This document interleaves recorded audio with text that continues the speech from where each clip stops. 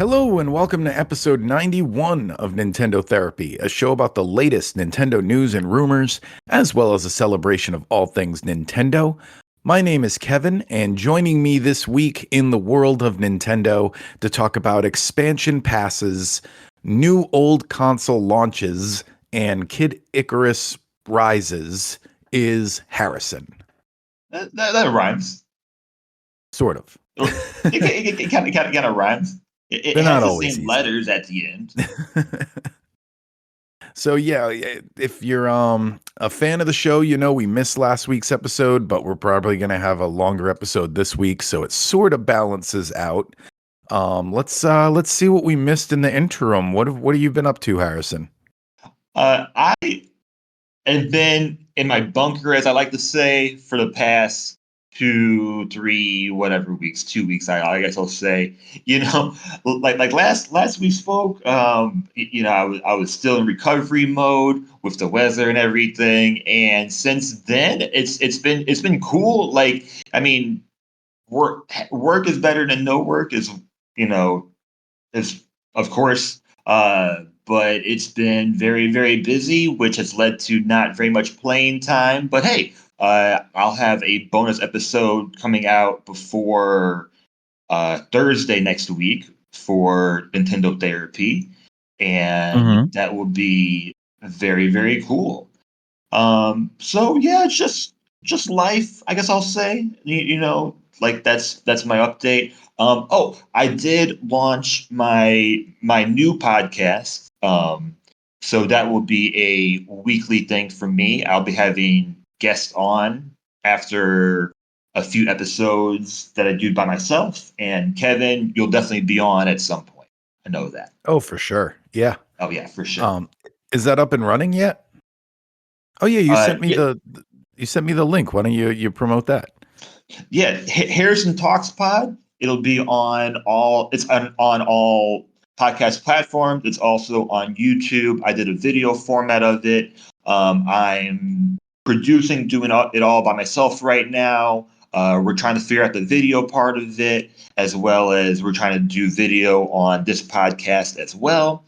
So, yes, Harrison Talks Pod. It is a pod where I'll be doing a segment by myself every week, and then pretty soon I'll be having friends, guests on to talk about either NBA basketball, video games, traveling, and it might very well become at some points like a B-sides to this podcast if we like just have like too much video game news to have to talk about during the week.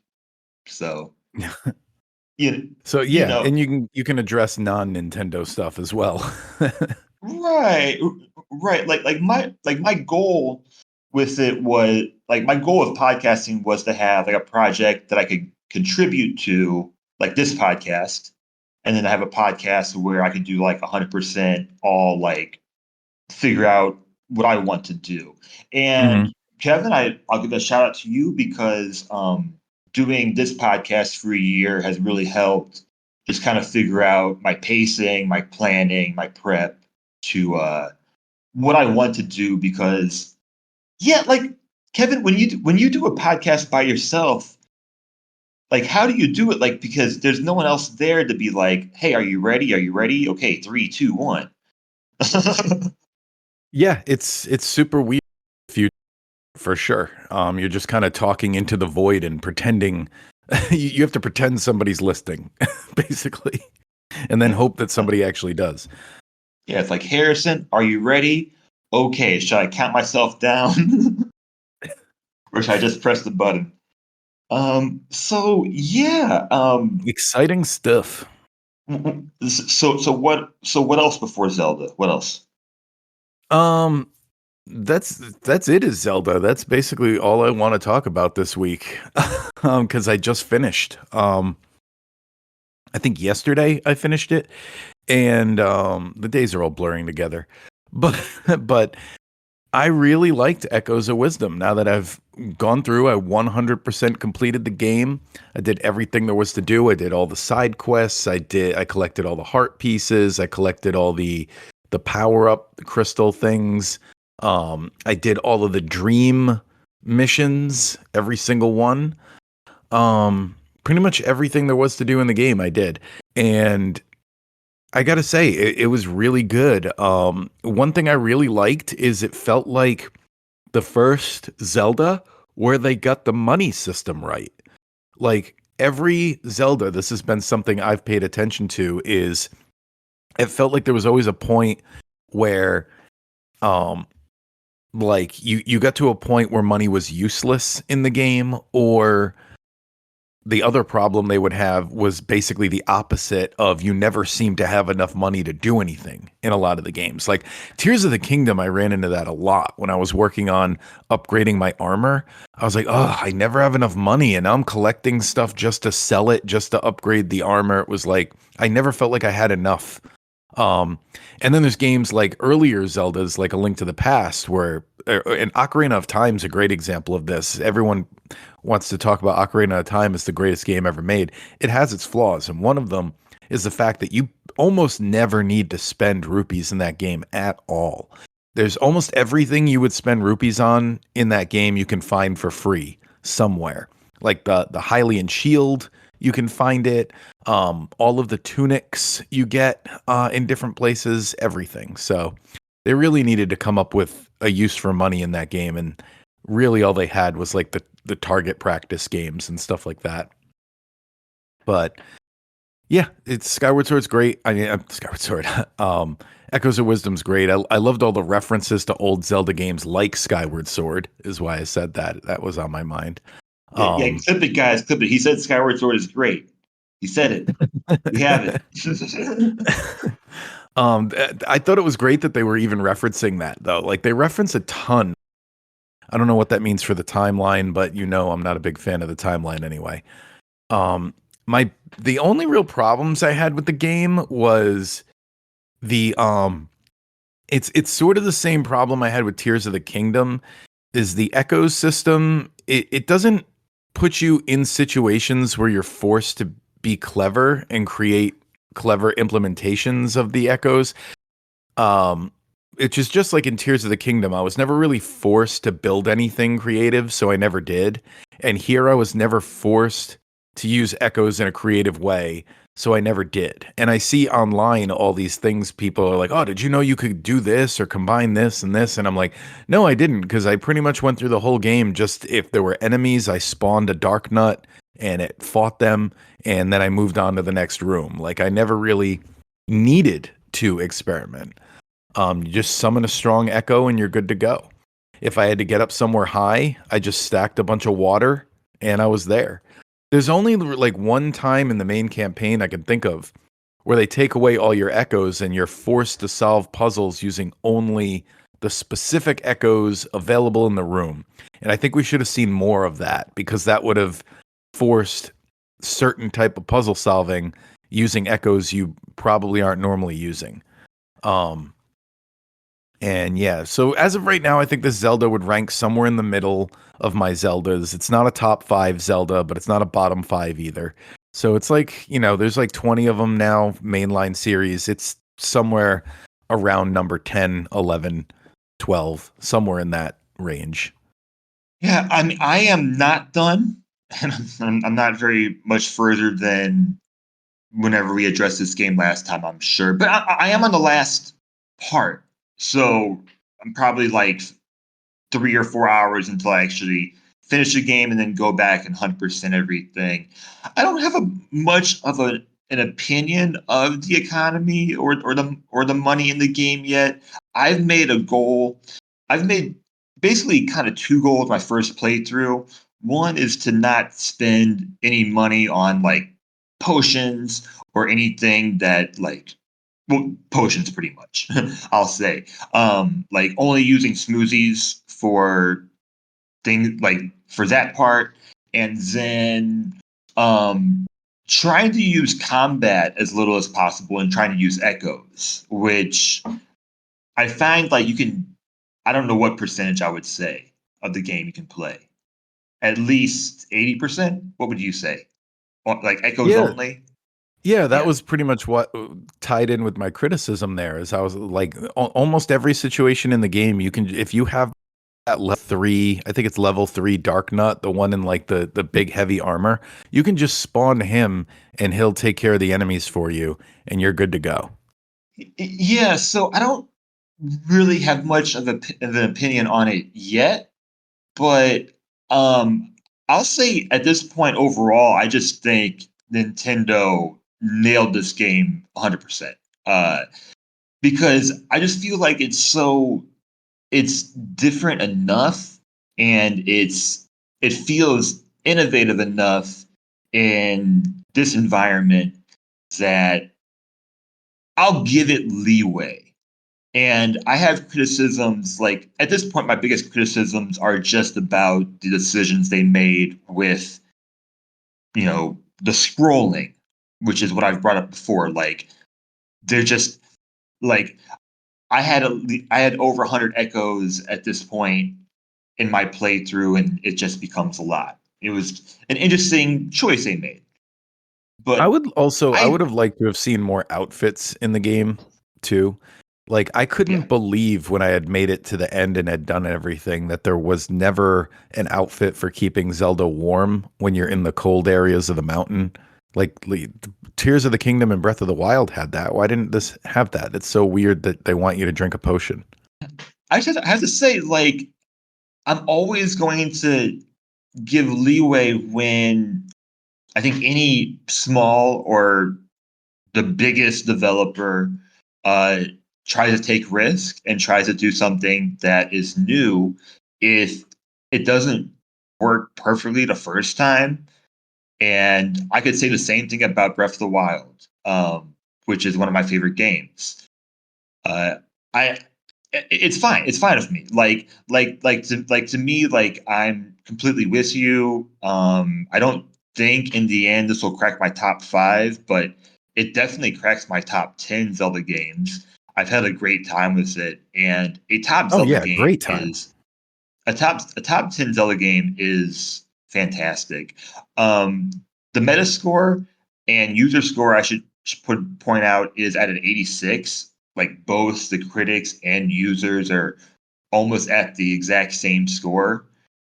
And I couldn't find lots of data on first party titles on the Switch console, but basically like this game's at an 86. Link's Awakening has a critic score of 8.7 and a user score of 8.4, which, if you consider that as a remake, is really, really good. Because people always bash remakes Yeah. and remasters. They always do. Um, so it's really, really close.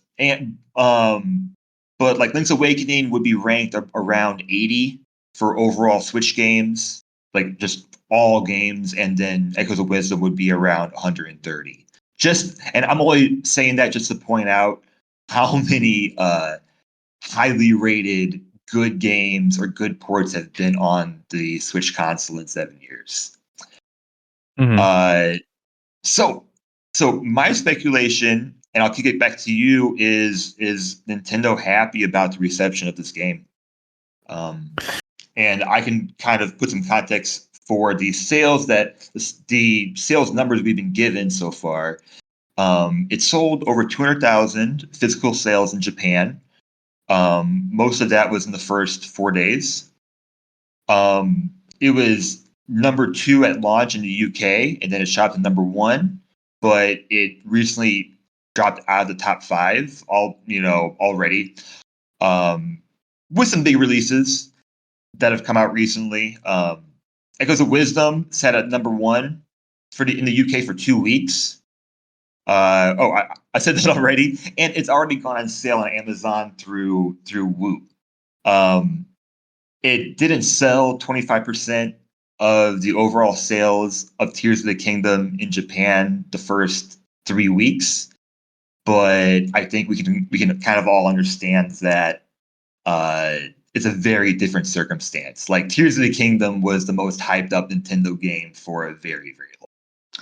Yeah, and I So have to say, I know I'm not like diving too deep into how I'm going to rank this one, but I do think I enjoyed Echoes of Wisdom more than I enjoyed Tears of the Kingdom at the end of the day. And I think Nintendo, I don't know. I don't know if that's a common sentiment coming off of this, but if it is, or if it's even something that a few people are expressing, Nintendo should maybe look into finding a better balance in how long they spend on a game.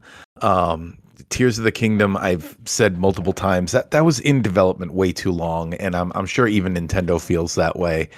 They need to, find like a 5 year groove in there. We don't need them too often, but we don't need them past 5 years, I think. Yeah, yeah, absolutely.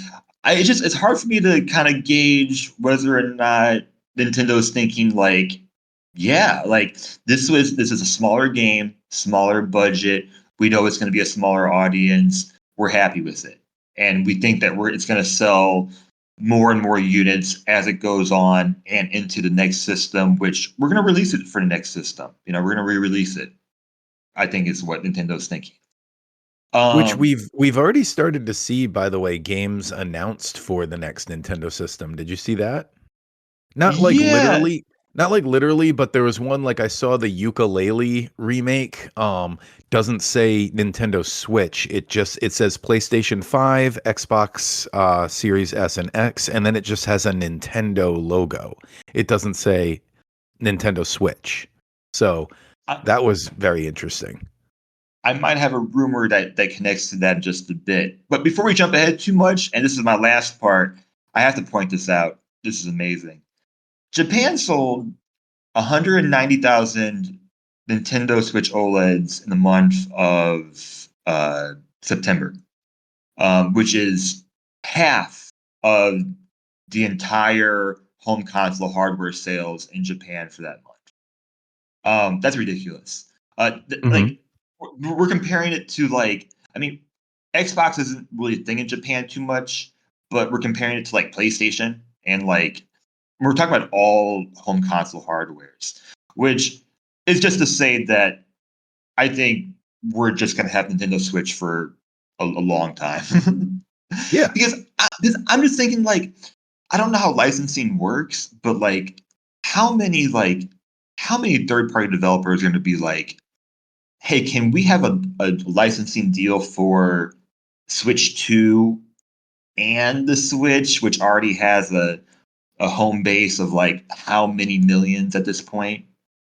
Well, even though it's a different situation, keep in mind Nintendo supported the 3DS like a full year into the Switch, where they were basically having two portable systems at the same time.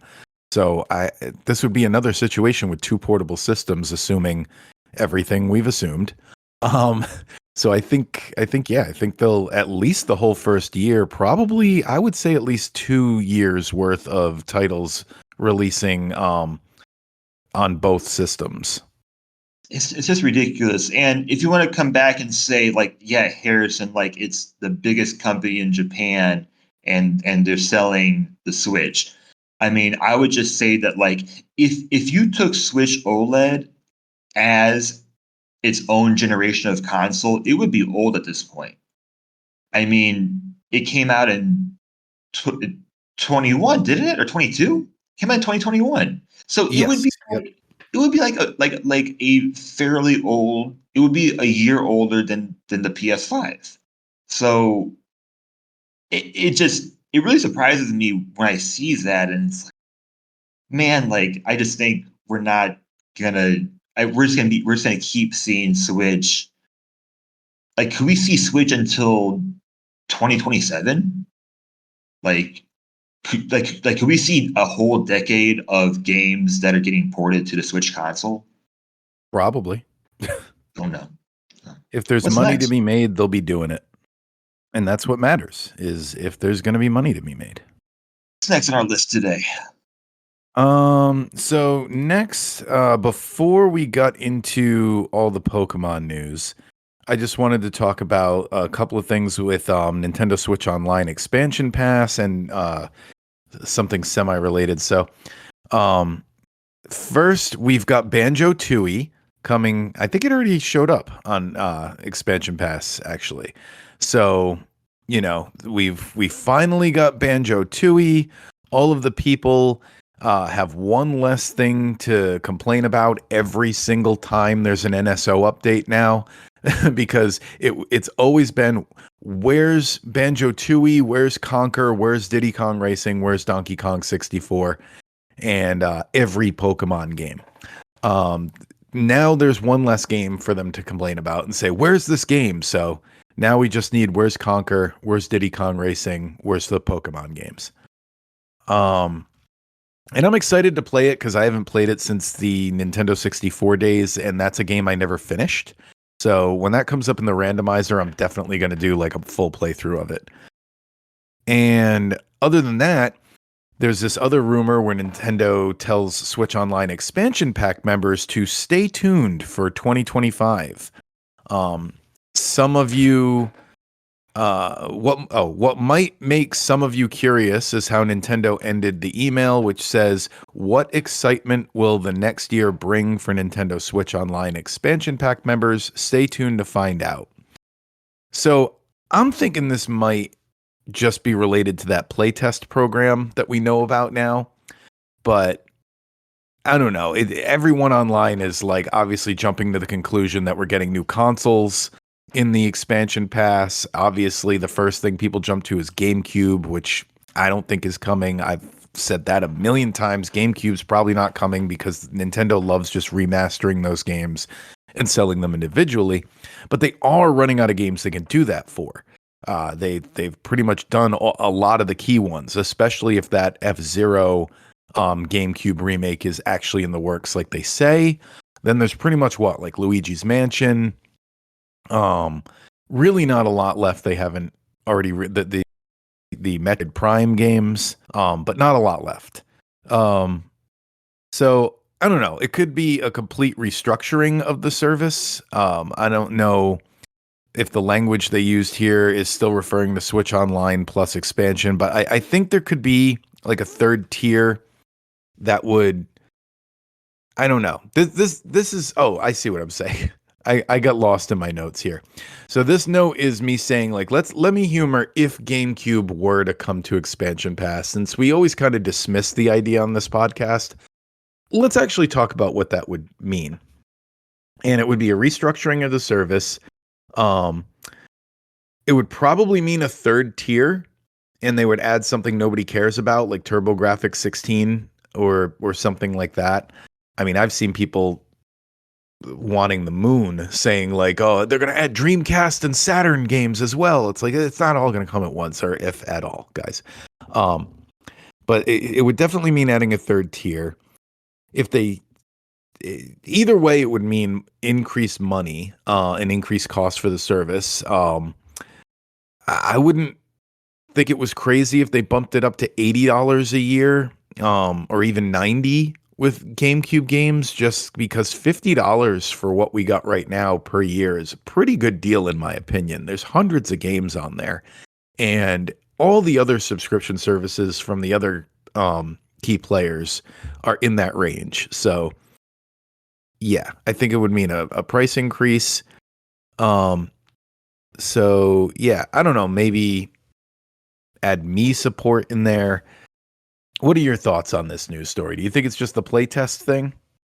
Oh, I don't know. I mean, I could make fun predictions. I think it could go either way. It could be the play test because as far I've seen as people what also say that they'd love to see it condensed down to a single app, which they can't do because most people don't know this, but like each app on there has to be rated through the ESRB, and that's why you have that separate app for the T for teen. I mean, for the M for mature games. So every app on there has to be rated, and all of them are rated E for everyone except the Nintendo 64 channel, which is rated T for teen. So they got to keep them all separate. They can't condense it all into one app. But I don't know. Maybe they could find a way to do it that I don't know about. I think you could. I mean, like I see the next generation of Switch being like you have an NSO home app and it looks similar to like Netflix, and you'll have like this game that like this category,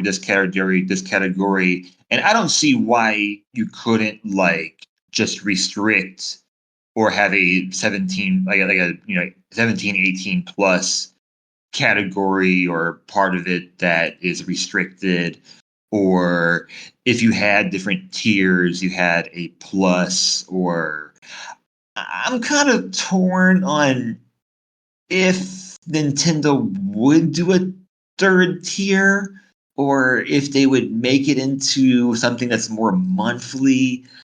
I don't I'm not so sure about that yet. But I'm with you on the idea. I'm with you on all of the ideas. Um, is it the playtest? I think it could go either way, but I do have the data mine info when you're ready for that. Yeah, no, let's get into it. So no surprise, the playtest was data mined 2 seconds after it came out.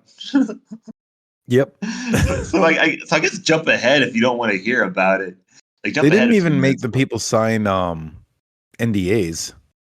I mean, as I said, I if I got to do a playtest, I wouldn't leak it. But if I wanted to, I would not worry about legality. It would be pretty easy, I think. So, anyways, code name is Project Rockstock. In the data mine, there was lists of mechs, machines, vehicles, mini games. It's developed by Nintendo EPD4, which has developed many different games, including 1-2 Switch, Ring Fit Adventure, Nintendo Switch Sports. The data mine included song and audio files. It included text that suggest there is character creation, and it also has files that suggest there is PvP or PvE uh, gaming in this. So, of course, what is everyone pointing to? Is Nintendo finally making an MMO, like a legit MMO, and to put on the online service? Uh, because of course Nintendo looks at like World of Warcraft and or just games, or just even just games like Minecraft that like people like to like just enjoy playing together, and they just see all these piles of money that get made. And why doesn't Nintendo have a game like that already? Now, I don't have any speculation on the developer being Nintendo EPD4. Like, they've done things with motion controls. Is that a part of it? Is it something that's completely different that I haven't brought up already? Kevin, I send it over to you. What do you think? Um, yeah, I mean, this is like we always say that it's the most Nintendo way possible that they're doing things, but like this would be such a Nintendo way to do an MMORPG instead of actually launching it like a franchise to have it be, backdoored into a subscription service on a second tier level. Like it's so weird to want to market an MMORPG like this, but um yeah, if whatever they're developing is good enough to sell the service, then that's probably what their goal is like, hey, maybe people will sign up for the service just to get this game. So uh, we might have a cool game coming down the pipeline, but who knows at this point? We're looking at like a stick figure sketch of Well, what this could possibly be. let me share my prediction on if it is in fact an MMORPG. I think Okay. it'll be free. I think it'll be free for everybody, subscription or not. But of course, there's going to be parts of the game that you're going to need the base subscription to do. What that looks like, I don't know. But I would think like perhaps this is a way for people to get interested in the subscription service, like, okay, here is this free game. It works well. You can it For a free game, it's pretty cool, but it would be much better if you had the $5 a month, $20 a year, whatever it's going to be, subscription model to get the entire game. Uh, because perhaps people play it and they're like, yeah, cool, cool, like $20 a year, yeah, like I want the whole game. So I don't know, or perhaps it's the base subscription model and then the upgrade is the expansion. Could be. No surprises. No surprise that we pretty much found out right away. Yep. Yeah. The internet makes sure nothing's a secret anymore. So Yeah. yeah, let's move on to our favorite news bits from that giant Pokemon leak that happened 2 weeks ago that we couldn't talk about last week because we missed an episode. But now's as good a time as any. Um, my favorite stuff was, speaking of MMORPGs, hearing them considering an MMORPG for Pokemon sounded like a great idea to me. I don't normally do those types of games, but if it was Pokemon, I'd be willing to give it a shot.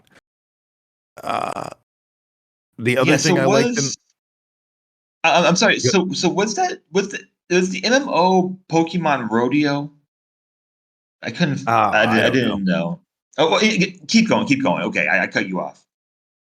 Then my next item that I liked from the Pokemon leak is Pokemon Legends Zeta A was originally intended for 2024.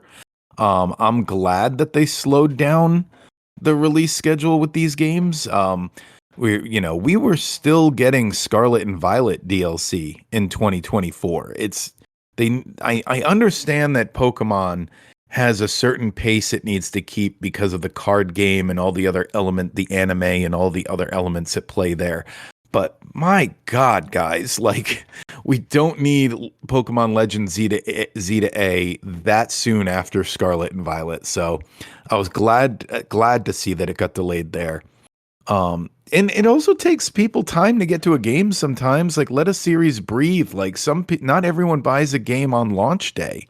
Some people are buying Scarlet and Violet 3 or 4 months after it came out. So let it breathe.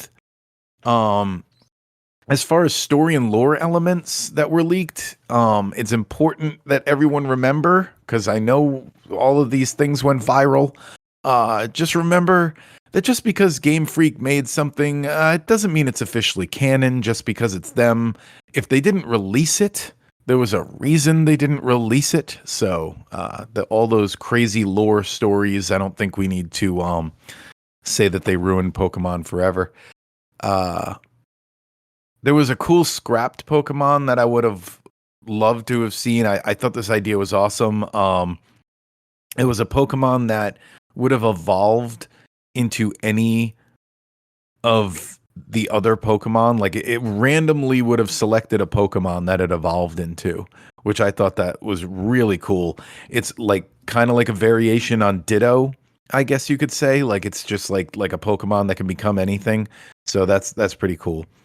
And everybody fell in love with that Water Rabbit starter that would have replaced Mudkips in Gen 3. Even if it wasn't a starter, I am kind of bummed we didn't get that, because it would have been cool to see it battle Score Bunny in Sword and Shield. That, Fire Bunny versus Water Bunny. Let's do it. So those There were my were thoughts on the leak. Yeah, there were tons of Gen 3 sprites that came out, and and yet, like, so many of them are like, I think their process is like, just like, we just keep making it over and over and over and over again until we find the one that works, and we find the style that works, and usually the style is a little bit more, it's a little more kid friendly. I think it's not ditchy, you know. Mhm. So we definitely saw a lot of cool designs, and then we saw a lot of designs that are like, hey, this could have been like just something somebody drew at some point, at some point. That's it.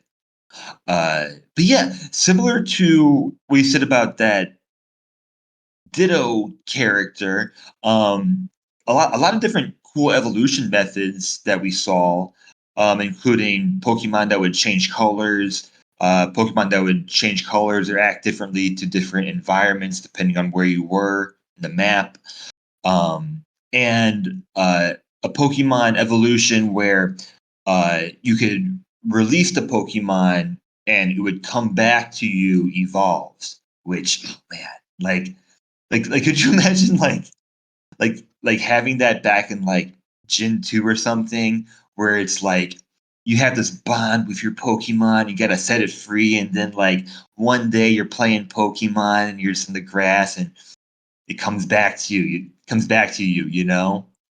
Like that would have been so cool. That would have been really cool. Um Mew 3 has been talked about a lot. Mew 3 is something that we've been talking about since I was 9 years old. Um, since I think since there was Mewtwo, there's been talks about Mew 3. Yeah. Uh, I'm not sure if it is the same as the Mew variant, and I'm forgetting which generation this is, if this is X, Y, or what generation we're talking about at this point. But there was definitely talks about Mew 3. There's always lore and gossip and rumors about that. At this point, it's not a Uh, matter of if, it's a matter of when. We will see y- Mew 3. yeah, and I also mentioned on here is that I just like it's pretty clear that people are way more into this Pokemon stuff than I am. I mean, like, there's just been so much info that we're not going to get to on here. Um, Mystery Box Turtle. I really like Mystery Box Turtle. It's just a cute blue purple looking turtle. It looks like it has a red box for a shell. And I really I really want to know, like, can you catch the mystery box turtle and then get some like loot? That would have been cool. That would have been pretty cool. Uh, the Gen 3 the map editor was leaked, but it seemed to have caused more confusion, which happens a lot with leaks. Like we get like some information or we get like snapshots of information, and then people are like, what is this, is this Gen 3? No, this is Nintendo DS.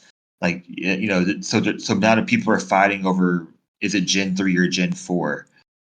But it's I guess kind of cool, like if you're into like modding and you use like map editors that are probably way better than whatever they were using 20 years ago. Pokemon Rodeo is one I brought up.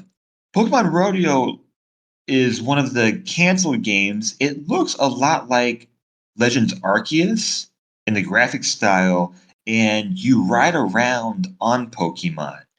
And I wonder if it would have taken a route similar to Monster Hunter. And Pokemon has gone through so many different genres, and there's so many different genres that it should revisit, in my opinion. But I wonder if they would ever do like a Monster Hunter type game that's like, you know, more for adults, like more for the big kids. But I don't know. I don't know if that was the MMO that people were talking about. I'm a bit lost in that. Um, Speaking of Legends Arceus, there was supposed to be voice acting. So, how does everyone feel about these leaks? Do finding out leaks about like this make people feel better? Like finding out that we were supposed to get things that we didn't get. Like, is that fun for people to know? Uh, and Yeah, I then mean, Pokemon, I yeah. think it is. Like, people just love to think about what could have been, you know? I mean, like, I've said this a lot before. It feels like Star Wars fans' favorite conversation is how Star Wars could have been different. Like, like they talk more about like what they would have changed than they talk about what's actually in Star Wars. So, or like, oh, did you know George Lucas wanted to do this here? Or did you know that they originally wanted to do this here? Like, that's like the number one conversation among them. So it's definitely fun to speculate what could have been, but you just can't live in it, you know? You don't live there forever. Moving forward, I would like voice acting. Like I would be. I mean, if we're going back to if we're going back to 2D, that's different. But I I would be perfectly fine with having every 3D Pokemon game have voice acting from here on out, and have much better pacing. Uh, Yeah, I, I mean, I would love to see a Pokemon game that looks like the anime. You know, like they could do it. And I know I'm not the first one to say this, but like look at how the South Park games look exactly like an episode of South Park now. They could make a Pokemon game that looked like that. yeah, or give me a like a Studio Ghibli or Ghibli. What is it? Ghibli or No. Ghibli?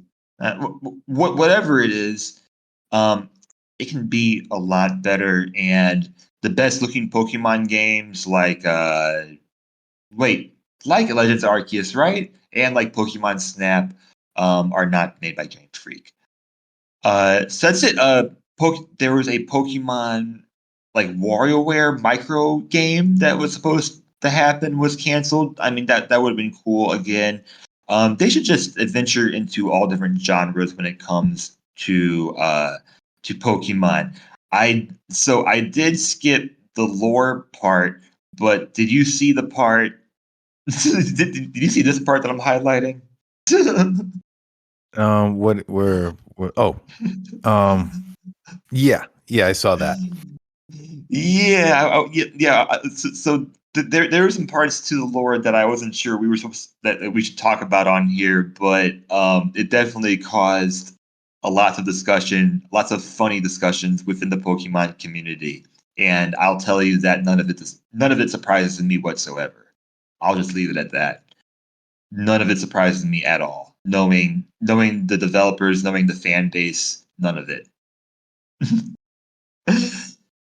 So yeah, I think I mean I if I could close this part for me, I mean this is something in Pokemon history that we'll never forget. I think Pokemon fans will remember these days very clearly. They'll remember like where they were like when they first saw the leaks on Twitter or something. But um, this is by far the biggest leak of any Pokemon or perhaps any just Nintendo franchise, period. All And right, good I don't closer think we're there. done either. I don't think we're done. I think there's still information about the new Switch game that's going to come out. Oh, for sure. Yeah. I mean, they have a And playable build for crying out loud. Um, so let's get into rumors. Let's talk about these rumors you got here.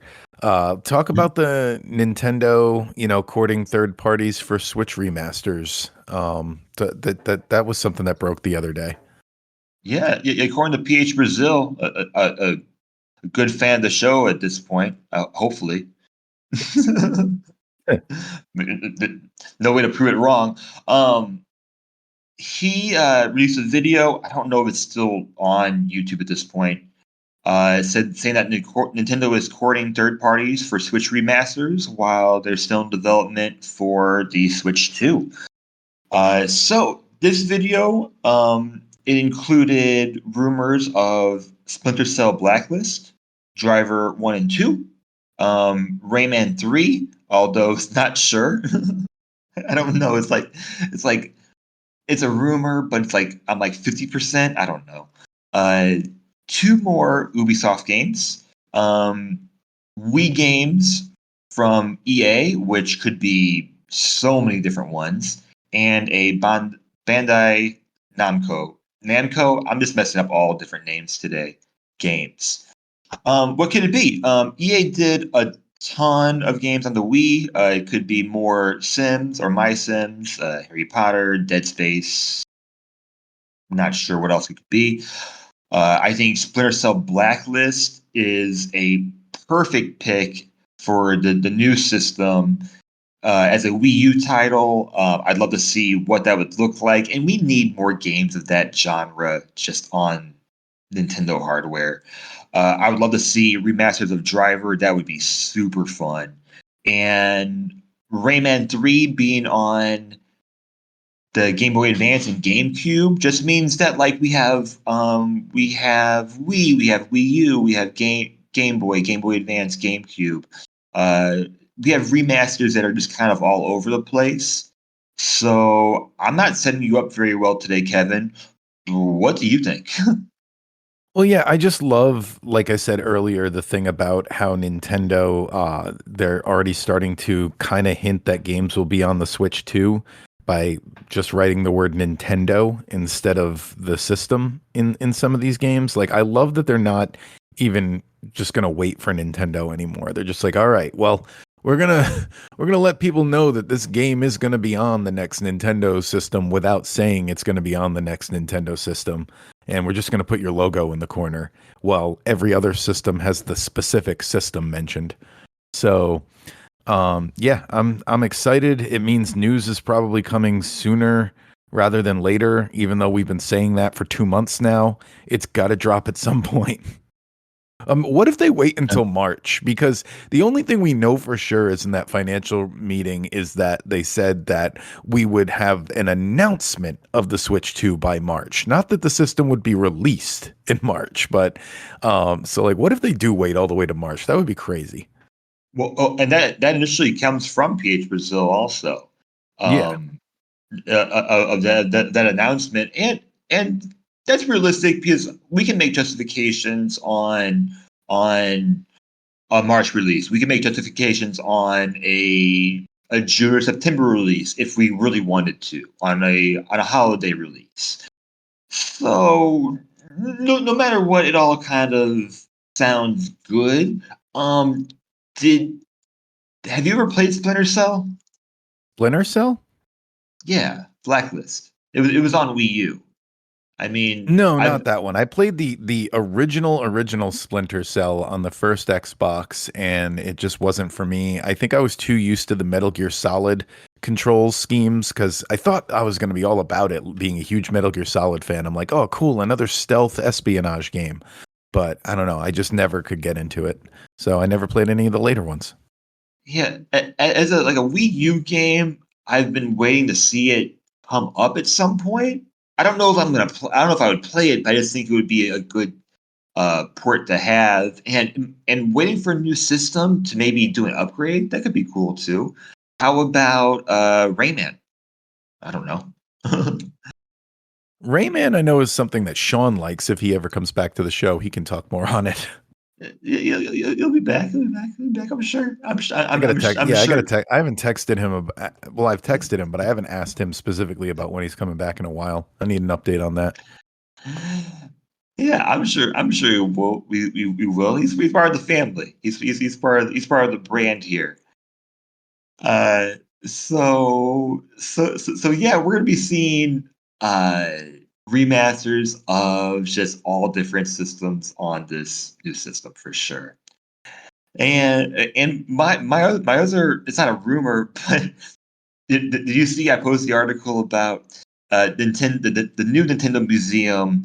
They're clearly using like Windows PCs to emulate their retro games because like all throughout they have like you can play like Nintendo, Super Nintendo, um, but like people are posting videos of like they have these USB like SNES controllers, and when you like unplug them, you hear that doo doo doo, like doo doo doo doo, like that Windows Yeah, sound.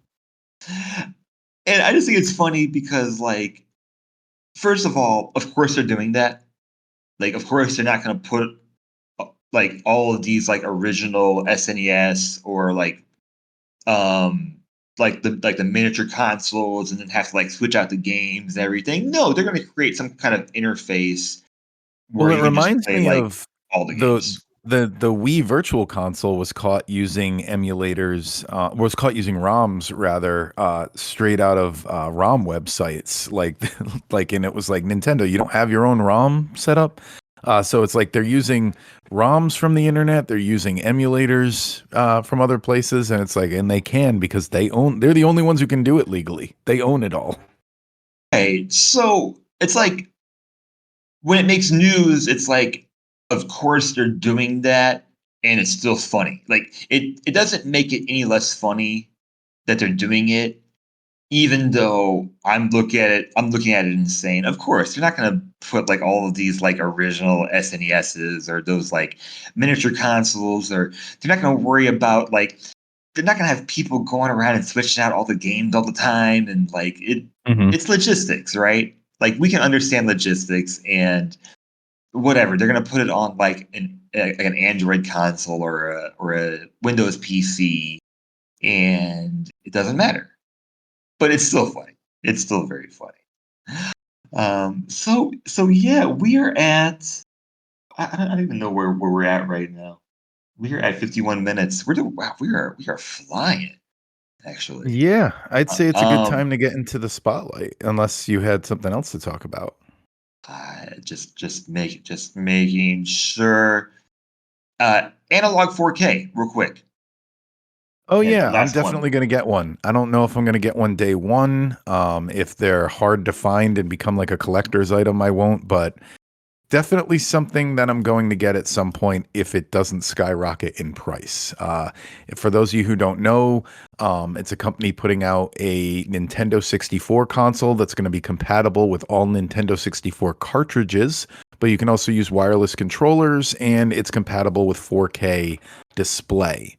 So, it's a reimagining of the Nintendo 64, 4K resolution, the first and perhaps greatest multiplayer system of all time. It says um, analog 3D is 100% compatible with every original Nintendo 64 game ever made, region free, um, Bluetooth compatible, dual band Wi-Fi, 4 original style controller ports, so you can actually use real Nintendo 64 controllers if you want to, and you don't want to use Bluetooth. Um, and yeah, it looks awesome. I already have the games, so this is just a way for me to put it on a better television. What do you think about the price point? 249. What do you think? I mean, it's definitely for a niche market. It's a little high. If they wanted to like appeal to like the average like dude who played Nintendo 64 in college and like wanted to snag like the Nintendo 64 mini market that they never got to capitalize on. The same way they did with the SNES Mini and the NES Mini. So if they wanted to capitalize on that guy, the price is a little high, but let's not kid ourselves. These are all going to sell out. Yeah, I think they nailed the style of it because I think if you're trying to do too much, yeah, I think the sleekness, the minimalist design is really really cool. I have my prediction on the future of the controllers. What do you think about the controllers of the system, and what do you think they're going to be doing in the near future? Oh, I didn't see anything about the controllers. I don't know what you're talking Oh, about. I just know they're oh, compatible with Bluetooth. oh, so the picture was just a pro controller is what I saw then. Yeah. Because Yeah. Okay. oh, okay. So the picture I saw the system that's just a pro controller next to it. I thought it came with a controller. Yeah, no, I don't think it does. But it's compatible with Okay, Nintendo 64 controllers. It's probably compatible with that Nintendo 64 Switch controller that they made right, for the Nintendo Switch. So you could use that right there. You're good. right. No, I had thought because I had seen photos posted of it, and then of course I guess I was reading like people saying, oh, like you don't play N64 with that controller, blah blah blah, and then like I thought I thought they had made something with it, but Yeah, I perhaps don't really get that. Like I yeah, know some people are purists, and there are certain games where I agree. Like we talked about it when we yeah, did Jet Force Gemini in the right. spotlight. Jet Force Gemini does not feel good on a modern controller, but if you have the original Nintendo 64 controller, it feels great. GoldenEye is kind of similar. Turok Dinosaur Hunter is kind of hard, but there's a million other games like Mario 64 perfectly fine on a normal controller. Yeah. A lot of those games are. So it's not like a hard and fast rule or anything. It's not Sega Genesis on a Pro controller Yeah. Yeah. or whatever we're trying to do. Uh, that that makes sense. I wonder. Okay, so then I guess I'll wonder if they do a controller. I wonder if they would do like their own Bluetooth controller to go with that. So yeah, super cool. Uh, and do Analog do Dreamcast next? Do something like that. Yes, please. That's another library that's easily collectible. It's only about 300 games, just like the Nintendo 64 one. and has a really cool aesthetic. So you could take that frame and make something cool out of it. That's one of my favorite controllers of all time, by the way, is that Dreamcast controller. I love that thing. I know it gets hate. I love it. I don't know why it gets hate. I mean I always liked it, but I was never that picky. Like I liked the original Xbox controller. Like I never had problems with that thing. People said it was too big, so I don't know. All right, so moving on to the spotlight. This week we are talking about Kid Icarus for the original Nintendo Entertainment System. Came out in Japan in December of 1986. Came out in North America in July of 87. Of the original black box, like OG Nintendo games. This game missed my childhood. I don't know why, because I had pretty much all the other black box staples in my neighborhood. Obviously, Super Mario Brothers, Kung Fu, Excite Bike, Golf, Tennis, Metroid, Gumshoe, Rad Racer. This game was just one of those games that didn't exist in my world until the Wii Virtual Console came along.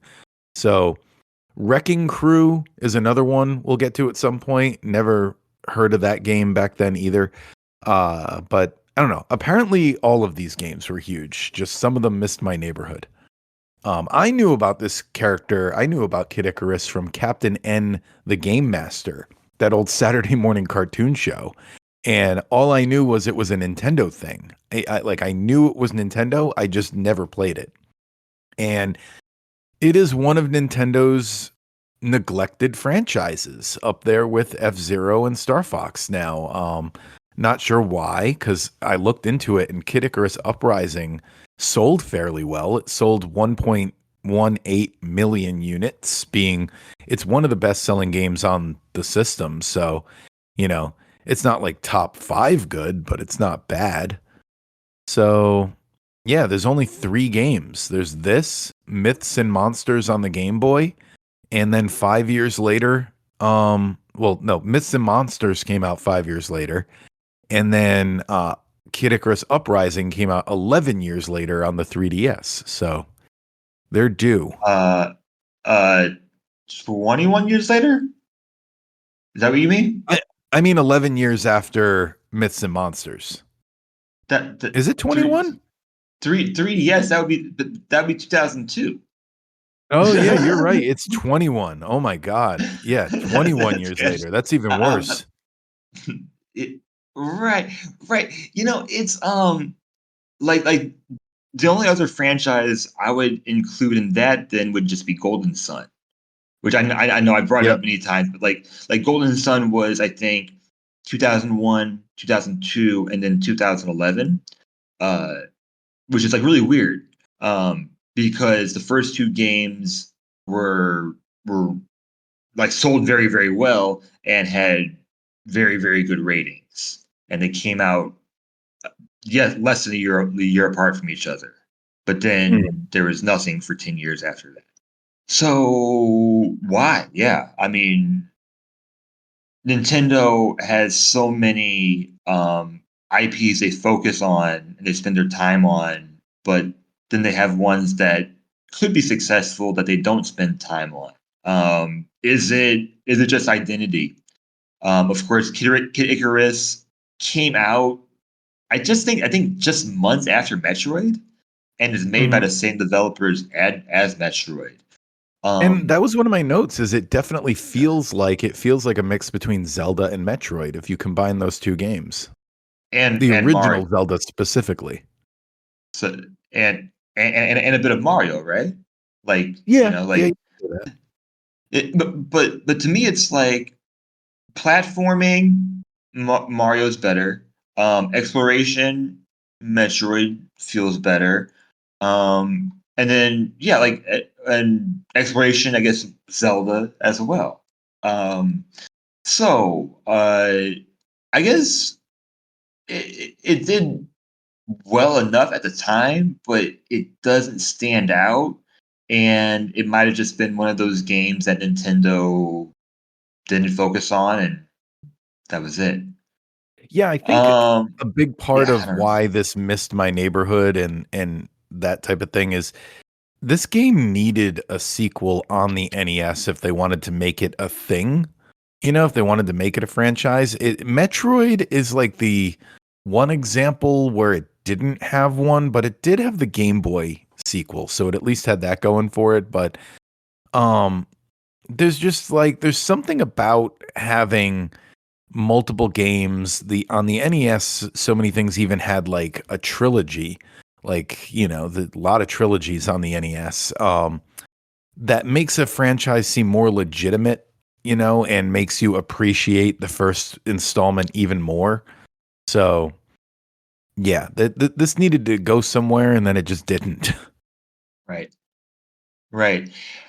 Yeah, I think it's unfortunate, and I'm a bit surprised that Nintendo hasn't seen other games like it is Greek mythology. So I mean, there's God of War, Yeah, a and lot to then play with there.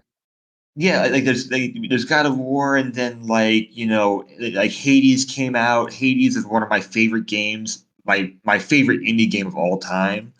Um, and I just don't see why they don't just go back to it at all. And I think I struggle with the identity of it because, yes, I do enjoy playing the game, but there's other games where I feel like eh, there's nothing that I could find in Kid Icarus that it's like it does it better than this other game that I'm comparing it to naturally. So perhaps that's why. Perhaps that's why. I like that it was referenced in the Mario Brothers movie that Mario is playing it in his room. Um, Hmm. Yeah, that because was cool. I always wanted to know if Mario played video games. Because of course there are video game references in other Nintendo games, but I couldn't think of any where Mario is playing the games. I'm sure there is. And let's be honest, the only reason people want this to be a series is because Pitt was in Smash Brothers, starting with Brawl, and then he went on to be in the 3DS Wii U one and in Ultimate. And unlike Wii Fit Trainer, he's a Nintendo character who feels like he belongs in Smash Brothers. So it's kind of like Ice Climbers, where it's like he's not a one and done like them, but he's pretty close to it. Um, when I was playing this game, I was amazed at how stingy it was with healing items. I don't know if I Mhm. saw any throughout my playthrough. Once your health is down, your health is down. You got to make it however far you can make it till you die. Um, Yep. I think we needed more of those, and I think it would have benefited from having more of like a shoot 'em up style weapon upgrade more consistently. That puny little arrow for so long. I made it, once you're on level 1-4 and you haven't upgraded that little arrow at all yet, feels like you should have had more.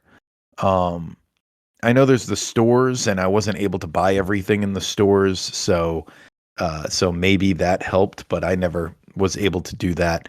There's a password system with the game where you can, if I'm guessing Nintendo Power probably printed all these passwords way back in the day where you could like start off with like better weapons and infinite health and infinite healing items and stuff. So I'll give the game points for that. I always that's always like a nice bit of nostalgia to tap into the old password system stuff. And you have a level select too. Yeah, absolutely. It's a difficult game. It's not forgiving. It's not like Mario. Oh, you lost your lives. Continue. Um, so that might have been a reason also as to why it's not a game that Nintendo necessarily stuck with. I I wonder where they would even go, and do you have an opinion on what you would like to see, like if they were to bring back Kid Icarus for the Switch 2, like what genre you'd like to see? Because Uprising was it a rail shooter or was it a just a third person shooter? I think it was a Um, rail shooter. It was I think it was basically a rail Star shooter. Fox. From what I've seen, it looked like it was Star Fox, but instead of being in a ship, you're flying as Pit. Um, I'd like Yeah, to see them go back more towards this and give it like the Metroid Dread overhaul and just give us like a really cool, like add more exploration into it and maybe give us a Metroidvania style, like, a Metroid game, but with Kid Icarus, add like the crazy gorgeous graphics and stuff like that, but still keep it side scrolly. I would like to see that. Add some weapon upgrades, which they probably did in Uprising. I don't know. yeah, yeah. I like that. I like that a lot. I mean, there is plenty of room in Nintendo to have another Metroidvania Mhm. style game. So yeah, yeah, Or even if you exactly. don't do the Metroidvania style where you have to like constantly be backtracking, even just that graphical style of like give us like a modern version of this game, even if it is just get from the start point to the end point and you have different levels. I still think there's merit in that too. Like if you had cooler weapons and you had cooler stuff in the stores along the way, different outfits maybe that gave you different buffs. Yeah, I could totally see that working too. Sure. Within a Metroidvania, there's plenty of other genres you can have. Hmm. I mean, they could give us just straight up just Hollow Knight, just a Souls like within a Metroidvania game where yeah, they have all those shops and all those buffs and it could be like a difficult game where you don't just die at the end, but you have to backtrack. If you lose. So it just they could go in so many different directions considering there's only 3 games and the 3 games have all gone in different directions. Yeah, that's So true. there's really no prediction on what they would do if they made another one. But I would say I'm gonna say no. I'm gonna say if I were to bet, which I don't gamble, but if I were to gamble on these things, which you can't gamble on, I would say we are not going to see a Kid Icarus game ever. I could be wrong. Okay.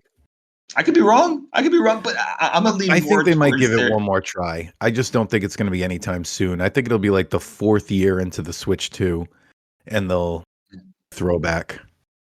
yeah. If I'm wrong, I'm happy about it. Like if I'm wrong, I'm definitely happy about it. But I'm gonna lean more towards um them just not doing anything with it. Who knows? Okay. I forgot to rank it. You go I ranked first. it pretty much in the middle of the pack here. It's at number 63, putting it right above Rival Turf, which we just recently talked about, and putting it right below the Sega Genesis shoot 'em up Space Harrier 2. So kind of in similar company there. Also, Sin and Punishment is in this neighborhood, and Dr. Robotnik's Mean Bean Machine is in this neighborhood. So these are the games that it's kind of hanging out with in my list. It's definitely not in my top games, but it's not in my bottom games either. It's a game. It's an NES game that reminds me of how the NES. So I like that going for it. Who would you recommend this game to? Anyone who's a fan of Nintendo history that wants to see where Nintendo came from, and like wants to see how Nintendo saved the video game industry, because you play like a bad Atari game back to back with this thing, and it'll look a lot better than how we're treating it. Um, like in its day, it was definitely better than how we're talking about it right now. But so I'd recommend it to anyone interested in a snapshot of how Nintendo revitalized the gaming industry. And also just yeah, basically just Nintendo people. Just if you're interested in Nintendo, because if you're interested in side-scrolling retro games, there's better stuff out there for you. So I don't even know if I'd recommend it to them. Just Nintendo people. I'm gonna put it at 58, so I'll put it below Killer Instinct. I'll put it above games like Devil World, Dig Dug. Ooh, Um, Devil World. That's a good comparison. yeah, Kirby Dream Land 3, excited by Pokemon Snap, which is a game I don't like. This is not a game that I would pick up or like return back to. I think it's fine. But yeah, I think you've brought up good points, and I wonder like if it if we didn't have the Nintendo label on it, if we would even consider this to be like a game, you know? Because it is a game that like Nintendo fans know about. Like if you're a Nintendo Yeah. fan, you know about Kid Icarus. And that's why Um, I said I'd recommend it to people who are Nintendo fans. Is like this game is more interesting for its place in Nintendo history than it is for being a game. yeah, so if this was like a game on the system that wasn't a Nintendo game and was just like a game that came out in 1986, 1987, that was on Nintendo, I'm probably ranking it lower. I'm probably ranking it lower, honestly. So I'm kind of thinking about I might be giving it a little bit of a benefit just because it is a iconic game, I'll say. Iconic or historic, however you want to say it. So All right, let's yeah. find out what we're playing next time.